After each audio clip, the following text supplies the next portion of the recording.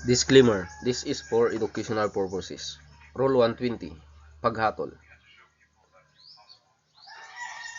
Paghatol, kahulugan na tanyo. Ang paghatol o judgment ay ang pagpapasya ng hukuman na ang akusado ay nagkasala o walang sala sa opinsang krimeng isinakdal sa kanya at ang pagpapataw sa kanya ng kaukulang parusa at pananagutang sibil. Kung mayroon man ito ay dapat nakasulat sa opisyal na wika, personal at tuwirang inihanda ng hukom at nilagdaan niya at dapat maglaman ng malinaw at tiyak ng isang pahayag ng mga pangyayari at ng batas na pinagbatayan nito. Seksyon 2. Mga nilalaman ng paghatol. Kung ang paghatol ay nagkasala, conviction, dapat nitong isaad ang legal na kwalifikasyon ng opinsa na binubuo ng mga gawaing ginawa ng akusado at ang mga pampabigat, aggravating o pampagaan, mitigating na sirkumstansya na umiiral sa paggawa nito. Ang partisipasyon ng akusado sa opinsa maging bilang prinsipal, kasabwat, accomplice o tagapaglingid, accessory. Ang parusang ipinataw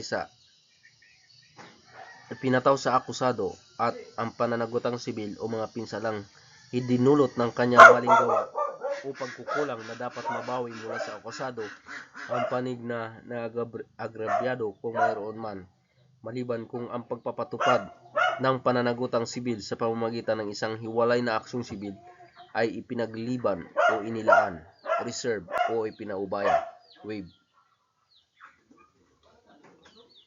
Sa pagkakataong ang paghatol ay pagpapawalang sala, acquittal, dapat nitong isaad kung ang ebidensya ng tagausig ay ganap na nabigong napatunayan ang pagkakasala ng akusado o nabigo lamang patunayan ang kanyang pagkakasala nang walang makatwirang pagdududa. Sa alinmang pagkakataon, dapat tukuyin sa paghatol kung ang gawa o pagkukulang na maaring pagmula ng pananagutang sibil ay sadyang hindi nangyari o hindi umiral. Section 3. Paghatol para sa dalawa o higit pang mga opinsa. Kapag ang dalawa o higit pang mga opinsa ay isinakdal sa isang reklamo o impormasyon, ngunit nabigo ang akusado na tumutol dito bago ang paglilitis, maaaring hatulan siyang nagkasala ng hukuman sa lahat ng mga opinsang isinakdal at napatunayan at ipataw sa kanya ang parusa para sa bawat opinsa, kung saan hiwalay na inilalahad ng ang mga napag-alamang pangyayari, finding of fact at batas sa bawat opinsa. Section 4. Paghatol sakaling may pagkakaiba sa pagitan ng aligasyon at patunay. Kapag mayroong pagkakaiba, varian sa pagitan ng opinsang isinakdal sa reklamo o impormasyon at sa opinsang napatunayan at ang opinsa tulad ng pagkakasakdal ay nakapaloob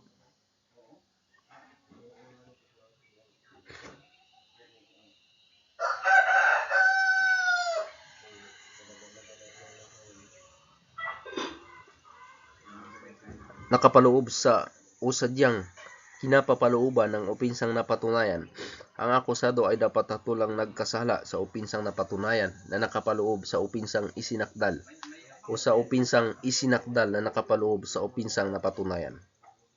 Section 5. Kapag ang isang opinsa ay sumasaklaw o saklaw ng isa pa. Ang isang opinsang isinakdal ay sadyang sumasaklaw kinapapalooban sa opinsang napatunayan kapag ang ilan sa mga mahalagang elemento o sangkap ng nauna, gaya ng inialegasyon sa reklamo o impormasyong sakdal ay siyang bumubuo sa huli, at ang isang opinsang isinakdal ay sadyang nakapaloob, saklaw sa opinsang napatunayan kapag ang mga mahalagang sangkap ng nauna ay bumubuo o naging bahagi ng mga bumubuo sa huli. Pagpapahayag ng paghatol, promulgation of judgment. Ang paghatol ay pinapahayag sa pamamagitan ng pagbasa nito sa presensya ng akusado at ng sinumang hukom ng hukuman kung saan ito ay ginawad. Gayunpaman, kung ang hatol na nagkasala ay para sa isang magaang opinsa, ang paghatol ay maaring ipahayag sa presensya ng kanyang abogado o kinatawan. Kapag ang hukom ay wala o nasa labas ng probinsya o lungsod, ang paghatol ay maaaring ipahayag ng clerk ng hukuman. Kung ang akusado ay nakakulong o nakapiit sa isang probinsya o lungsod, ang paghatol ay maaaring ipahayag ng punong hukom, executive judge ng regional trial court na may saklaw sa lugar ng pagkakakulong o pagkakapiit sa kahilingan ng hukuman na gumawad ng paghatol. Ang hukuman na nagpapahayag ng paghatol ay magkakaroon ng otoridad na tanggapin ang abiso ng apila at aprobahan ang piyansa habang nakabinbin ang apila. Sa kondisyon na kung ang desisyon ng trial court na humatol sa akusado ay nagbago sa katangian ng opinsa mula sa hindi mapipiyansahan non-billable patungo sa mapipiyansahan billable, ang aplikasyon para sa piyansa ay maaari lamang ihain at resolbahin ng hukumang tagadinig ng apila.